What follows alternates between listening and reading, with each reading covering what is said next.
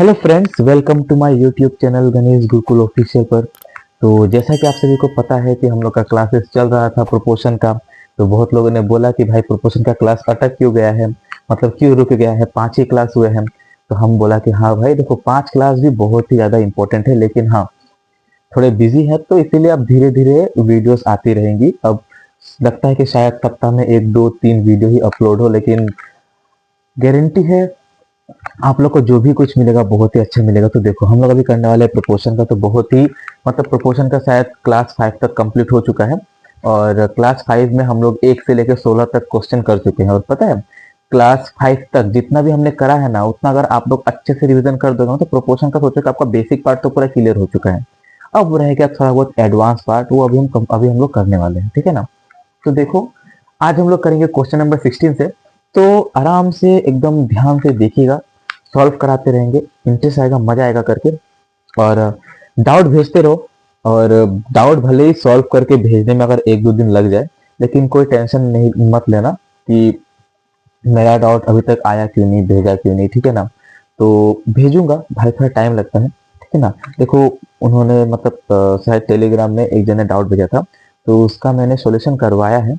बस मैंने उसको टेलीग्राम पर भेजा नहीं, लेकिन हाँ मैंने उसका मतलब सॉल्यूशन करवा दिया, क्योंकि मतलब उन्होंने डाउट भेजा, 1 नाइट इंतजार किया, फिर सुबह 8 बजे बोलते कि डाउट का अभी तक आंसर क्यों नहीं आया, इतना लिख के ही डायरेक्ट ग्रुप से निकल गए, ठीक है ना। तो ऐसी बात नहीं है, डाउट का सोल्यूशन आता है, लेकिन थोड़ा टाइम लेके, ओके। क्योंकि हर टाइम मैं फ्री नहीं रहता हूँ ना, मैं भी आप लोग के जैसे ही मैं भी प्रिपरेशन में लगा हुआ हूँ, ओके। तो चलो देखो, और बीच में था सीएचएसएल का एग्जाम, वो भी थोड़ा बहुत प्रॉब्लम किया, क्योंकि मुझे उसका ही प्रिपरेशन करना था। अब देखो इधर क्वेश्चन में क्या बोला है, क्वेश्चन को पढ़ना एकदम आराम से हम लोग सॉल्व करते रहेंगे कि 12 का पावर 35, 3 का पावर 12 और 4 का पावर 12 का चतुर्थ समानुपाती ज्ञात कीजिए। अब बताओ, क्या फोर्थ प्रोपोर्शन मैंने आपको नहीं पढ़ाया है? आप लोग बोलोगे यस पढ़ाया है, क्योंकि देखो फोर्थ प्रोपोर्शन हमने जो आपको पढ़ा है ना, वो सब मतलब घूम फिर के एक ही बात है। बस यहाँ पर उन लोग और क्या ही कर सकते हैं, कभी यहाँ पर रूट दे देंगे, कभी यहाँ पर पावर दे देंगे, कभी यहाँ पर अलजेब्रा का कुछ नंबर लगा देंगे, मतलब कुछ भी उन लोग फॉर्मूलास लगा देंगे, यही सब तो कर सकते हैं। और इसको छोड़ तो और उन लोग का अंदर और ज्यादा कुछ कैपेसिटी नहीं है कुछ करने का। लेकिन देखो, हमने आप सभी को क्या बोला था, जब भी 3 नंबर गिवन हो, देखो 1 2 3 तीन ही नंबर गिवन है, जब भी 3 नंबर गिवन हो और हमसे किसी चौथे की बात किया जाए, तो आपको सिंपल सा एक ही चीज याद रखना है कि A/B = C/D। हमने आपको इसमें चतुर्थ समानुपाती का फॉर्मूला सीखने के लिए नहीं बोला था कि D = CD/A, ऐसा हमने कुछ नहीं बोला। हमने बस बोला था कि एक ही फॉर्मूला याद करो, आपका सब आंसर आराम से बनते जाएगा, ठीक है ना। अब देखो यहाँ पर किस प्रकार हम लोग सॉल्व करेंगे, ध्यान देना। चतुर्थ समानुपाती पूछा है, यानी हमसे डी का मान पूछा है, कोई डाउट? आप बोलोगे नहीं। और हाँ, अब देखो, यानी ये हम लोग का ए है, ये हमारा बी है, ये हमारा सी है। बस कोई टेंशन की बात नहीं है। ए का जगह में ए का मान बैठा हो कितना है, 12 और 35 है। बी का जगह में बी का मान बैठा हो कितना है, 3 और 12 है। सी का जगह में सी का मान बैठा हो 4 और 12 है। और डी का जगह खाली छोड़ दो, क्योंकि डी का मान हमसे पूछा गया है। क्लियर? अब देखो यहाँ पर हम लोग किस प्रकार सॉल्व कर सकते हैं, पता है? क्वेश्चन को बस देखने का नजरिया पता होना चाहिए। आप इसको ना और भी शॉर्ट में सॉल्व कर सकते हो, ठीक है ना। मतलब अभी देखो, यहाँ पर अगर मैं स्टेप बढ़ाने गया तो बहुत ज्यादा स्टेप लग जाएगा, और अगर मैं स्टेप उड़ाने गया तो आप लोग का मतलब दिमाग से उड़ जाएगा, ठीक है ना।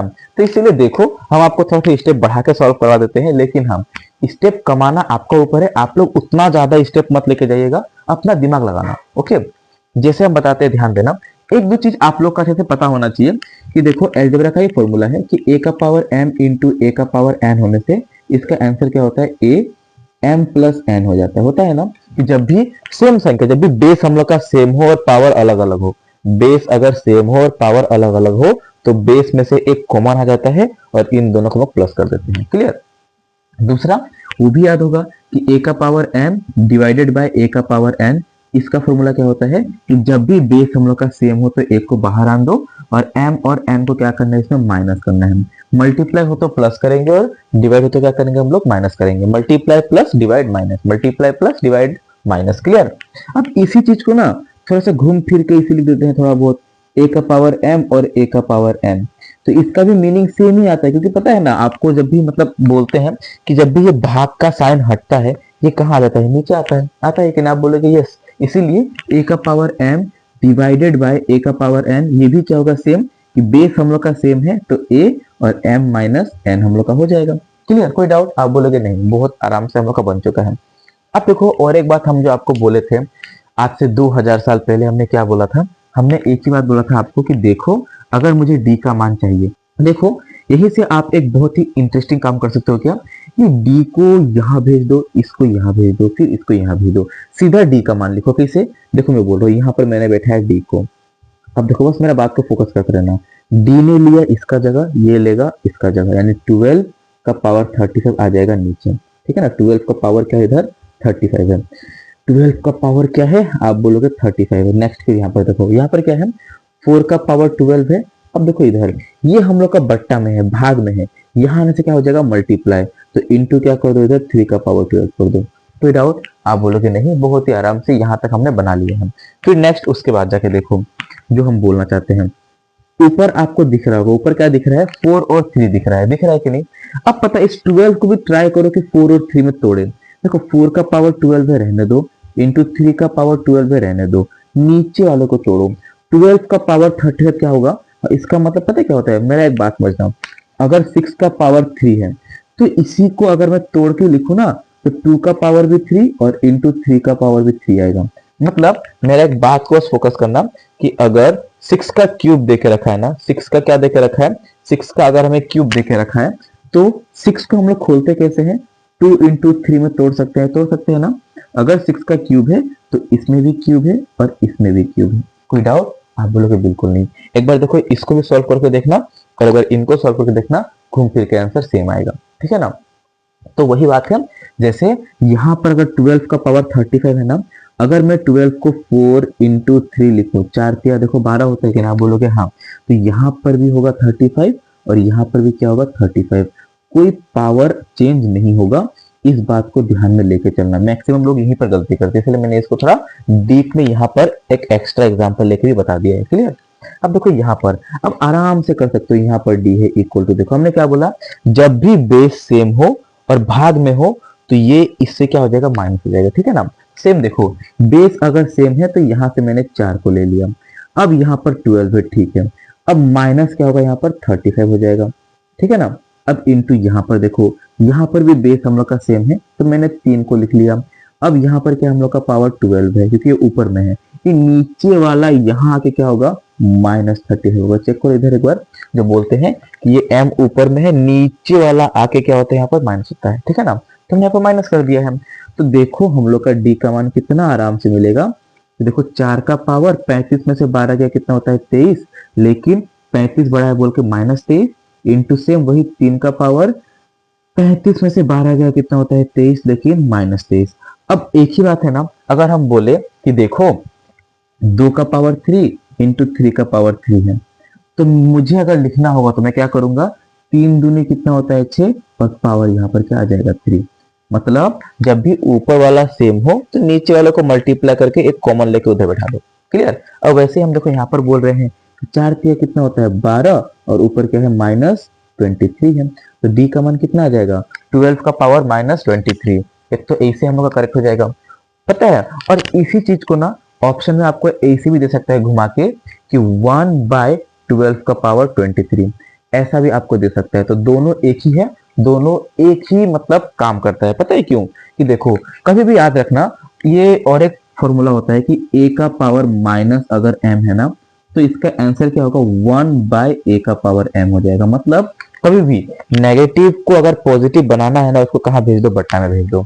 और अगर नेगेटिव को पॉजिटिव बनाना है, क्या करो, बट्टा में भेज दो। और अगर आपको बट्टा में ही दे दिया गया है, क्या मान लो यहाँ पर 1/a का पावर -m दे दिया गया है, तो अगर इसको आपको पॉजिटिव बनाना है तो a का पावर m यानी ऊपर भेज दो, आंसर खत्म। क्लियर? तो वैसे ही इसको अगर आपको ऐसा अगर ना दिया गया होता तो गारंटी आपको ऐसा ऑप्शन देखने को मिलता है। क्लियर? इसीलिए हमने दोनों ऑप्शन आपको अच्छे से बता दिया है। आई होप आपको ये वाला सॉल्यूशन समझ में आया होगा। तो बढ़ते हैं क्वेश्चन नंबर 17 की तरफ, तो ध्यान दीजिएगा अच्छे से। देखो क्वेश्चन नंबर 17 क्या कहा गया है, देखो ये भी देखो सेम वही क्वेश्चन है, 3√5, 5√8 और 3√10 का चतुर्थ समानुपाती ज्ञात कीजिए। देखो हमने बोला ना क्वेश्चन सेम ही है, बस घूम फिर के आता है और कुछ नहीं। अब इनका मुझे क्या बताना है, चतुर्थ समानुपाती।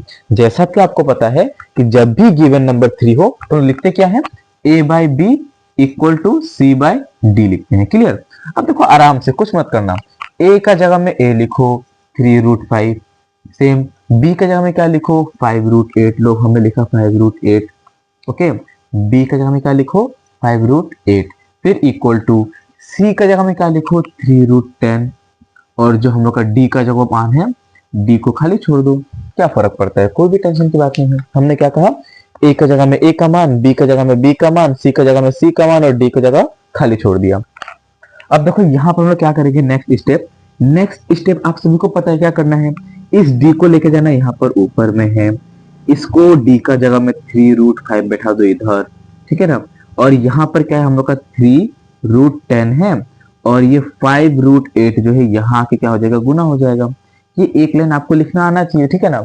अब इतना अगर आप लोगों ने लिख लिया तो कोई बात नहीं, अब आपका आंसर बहुत ही जल्दी आने वाला है, इसको सोच के आप निश्चिंत हो जाइएगा, ठीक है ना। अब देखो यहाँ पर, आप यहाँ पर भी ना मुखामुखी काट सकते थे, कोई दिक्कत की बात नहीं होती। अगर आप यहाँ पर ऐसे काट देते ना कि 3 एकम 3, 3 एकम 3, √5 का टेबल एक बार में √5 होता है, √5 का टेबल √2 बार में कितना होता है, हम लोग का 10 होता है। तब सीधा आप d का मान क्या लिख सकते थे, तो आप बोलते d का मान हम लोग कितना हो जाएगा, ये √2 इंटू 5√8, ये हम लोग का हो जाएगा। अब सीधा ऐसा लिख सकते थे हम, लेकिन हमने आपको ऐसा नहीं बताया क्योंकि मुझे लगा कि आपको ऊपर से बाउंस मार देगा शायद, इसीलिए। लेकिन अब देखो यहाँ पर तो समझ में आ जाएगा, 3 से 3 खत्म, √5 का टेबल एक बार में √5 और यहाँ पर √2 बार में हम लोग का 10 हो जाएगा। अब यहाँ पर हमें d का मान क्या मिलेगा, √2 इंटू 5 रूट यहाँ पर 8 मिलेगा। अब यहीं पर आके ना लोग बहुत ज्यादा कंफ्यूज होते हैं और ये ऑप्शन मिला के बहुत ज्यादा दिमाग लगाते हैं। तो पता है, मेरा एक बात को सिंपल सा ध्यान देना जो हम बोलना चाहते हैं, ये जो √8 है ना, √8, इसको थोड़ा सा ना आपको खुद से डेवलप करना पड़ेगा, मतलब उसको थोड़ा बहुत खुद से आपको चेंज करना पड़ेगा, क्योंकि √8 जो है ना वो अंदर ज्यादा शोभा नहीं देता। √8 को हम लोग बोलते हैं 2√2, बताते हैं क्यों बोलते हैं। देखो √8 जो है, पता है √8 का अंदर ना ये क्या, मतलब √8 को लिखते कैसे हैं, 4 इंटू 2 लिख सकते हैं ना।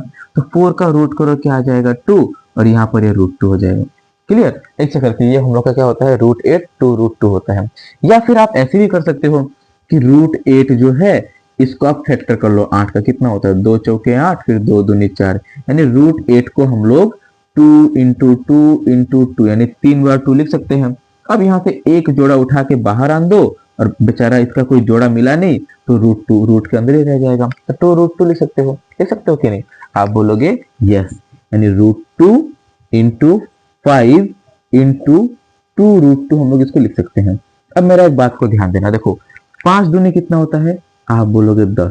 अब √2 इंटू √2 कितना होता है, देखो √2 इंटू √2 पता है क्या होता है, 2 होता है। यानी अगर रूट के नंबर को उसी रूट वाले नंबर से गुना किया जाए ना तो रूट हट जाता है।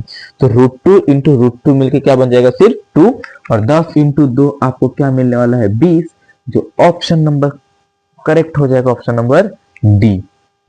ओके, क्या हो जाएगा हम लोग का correct, option number D. D हम लोग का हो जाएगा क्या, पूरा करेक्ट आंसर हो जाएगा। तो पता है इतना जो ये जो क्वेश्चन था जो दिखने में टफ लग रहा था, लेकिन ये इतना क्वेश्चन टफ है नहीं, उसको आप लोग बहुत ही सिंपल में बना सकते हो। बस आपको उतना फोकस और उतना नॉलेज के साथ चलना जरूरी है, ठीक है ना। जैसे बताते हैं, ध्यान देना, जैसे अगर मान लो कोई और भी स्मार्ट बालक है, वो इतना क्या झमेला थोड़ी ना करेगा, वो इतना झमेला लिखेगा ही नहीं, वो और चालाकी और थोड़ा शॉर्ट में बनाने का ट्राई करेगा, क्योंकि उसको पता है ना वो इतना झमेला करने से, ऐसे करने से कैसे हो सकता है बताओ। वो यहाँ तक लिखने का बाद, देखो इस यहाँ तक लिखने का बाद पता है क्या करेगा, बहुत ही सिंपल, यहाँ पर सीधा डी का मान क्या लिखेगा कि देखो यहाँ पर 5 है और ये √2 √8 के साथ अगर गुना किया तो क्या बन जाएगा, √16 बन जाएगा, और 5 और 16 का रूट करोगे कितना मिलने वाला है, 4 मिलने वाला है, तो 4 5 20, आंसर खत्म, ऑप्शन नंबर डी, और आगे बढ़ो। क्लियर, बहुत सिंपल है। बस आपको ना, हमने बोला ना क्वेश्चन देखने में बस टफ लगता है, लेकिन अगर नजरिया सही रहे तो क्वेश्चन उतना टफ होता नहीं है, ठीक है ना, बहुत ही सिंपल होता है, आप उसको आराम से बना सकते हो। क्लियर। तो बढ़ते हैं क्वेश्चन नंबर 18 की तरफ। चलो देखो क्वेश्चन नंबर 18 क्या बोला गया है, देखते हैं, ठीक है ना। देखो यदि 3 और x का तृतीय अनुपाती 27 है और 2 और y का तृतीय अनुपाती 8 है तो x और y का रेशियो ज्ञात कीजिए। देखो कितना बढ़िया क्वेश्चन है। अब इसको अगर आप जाओगे बेसिक से तभी बनेगा और बाय मेथड मतलब बाय ट्रिक जाओगे तभी बनेगा, ठीक है ना। देखो मैं इसको करने का आपको दो तरीका दूंगा। एक दूंगा इधर मेथड नंबर 2 जो हम लोग का जहरीला मेथड होगा, बहुत ही आराम से बना लेंगे, और मेथड नंबर 1 जो मैं अभी देने वाला हूँ थोड़ा बेसिक से ही लेकिन आंसर तो आएगा। देखो 3 और x का तृतीय अनुपाती 27 है, पहले इसको पढ़ो ये वाला लाइन, 3 और x का तृतीय अनुपाती 27 है, यानी मेरा बात समझो, थर्ड प्रोपोर्शनल तृतीय अनुपाती क्या है 27 है, किसका 3 और x का। जब भी गिवन नंबर 2 हो तो हमने आपको क्या बोला था कि a by B equal to B by C होता है कि नहीं। आप बोलोगे हाँ हमने ऐसा बोला था, जब भी गिवन नंबर 2 हो तो a by B equal to B by C होता है, ठीक है ना। अब मेरा बात को समझना, हमें क्या देकर रखा है, हमें a भी देकर रखा है, हमें b भी देकर रखा है, और तृतीय अनुपात 27 से यानी हमें c भी देकर रखा है। तो कोई टेंशन की बात नहीं है, आराम से हम लोग बैठाएंगे। a का जगह में क्या लिखो, इधर 3 लिखो, b का जगह में क्या लिखो, x लिखो, फिर इक्वल टू b का जगह में क्या लिखो, हम लोग x लिखेंगे, फिर c का जगह में क्या लिखो, इधर 27 लिख लो। कोई फर्क पड़ेगा, आप बोलोगे बिल्कुल नहीं। अब 27 यहाँ आके गुना होगा तो क्या होगा, 27 पे कितना होता है 81 equal to x into x square. अगर x स्क्वायर का मान अगर 81 है तो x का मान कितना होगा, हम लोग का 9 होगा। सिंपल से x का मान क्या होगा, 9 होगा। अब पता है इतना निकाल के ना मैं यहाँ से ना ये वाला ऑप्शन और ये वाला ऑप्शन एलिमिनेट कर सकता हूँ। पता है क्यों, क्योंकि 7 का टेबल में कभी 9 आ नहीं सकता और 4 का टेबल में भी कभी 9 आ नहीं सकता, यानी 3 और 9 यही दो जो है, मतलब यही दो जो है जो इस 9 को डिवाइड कर सकता है, ठीक है ना। 3 भी कर सकता है और 9 भी कर सकता है। अब देखो यहाँ पर 2 और y का तृतीय अनुपाती 8 है, बस सेम वही बात है कि 2 और y का थर्ड प्रोपोर्शनल 8 है। ये हो गया दूसरा कंडीशन। इसको पढ़ो आराम से, कितना आएगा, 2 और y का तृतीय अनुपाती क्या है 8 है, यानी थर्ड प्रोपोर्शन दे के रखा है, यानी पक्का ये हम लोग का a होगा, ये हम लोग का b होगा और ये हम लोग का क्या होगा, c होगा। आराम से a का जगह में क्या बैठा हो 2, b का जगह में y इक्वल टू c का जगह में 8, और जो सॉरी c का जगह में क्या बोल रहा हूँ कि जब भी गिवन नंबर 2 होता है तो क्या होता है a by B equal to b by C. वही हमने बोला a का जगह में 2, b का जगह में y, और सेम वही b का जगह में फिर से y, और c की जगह में क्या हो जाएगा, हम लोग का 8 हो जाएगा। सेम 8 दूनी 16, यहाँ पर आ गया y स्क्वायर, और y का मान तो फिर कितना हो जाएगा, हम लोग का 4 हो जाएगा। काम खत्म, क्योंकि देखो स्क्वायर हटाना यानी यहाँ पर रूट करना होता है। तो 9:4 option number D is our correct answer. काम खत्म, क्लियर। इतना मतलब भले ही थोड़ा बेसिक है लेकिन इससे हमने आराम से बना लिया।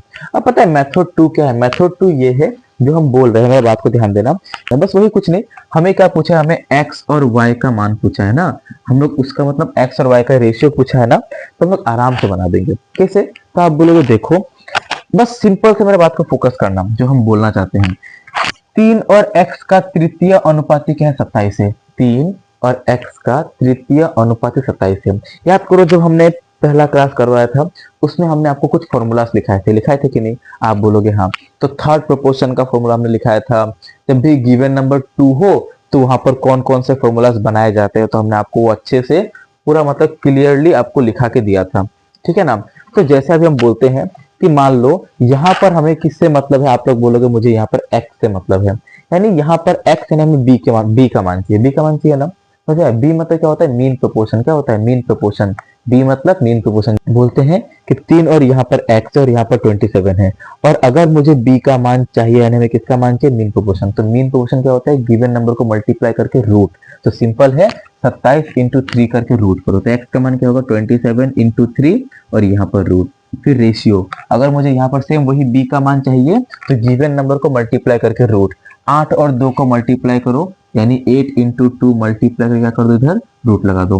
27 दिया 81, 81 का रूट करो 9 आ जाएगा, और 8 दूनी 16, 16 का रूट करो कितना आ जाएगा 4, यानी ऑप्शन नंबर डी। काम खत्म, आगे बढ़ो।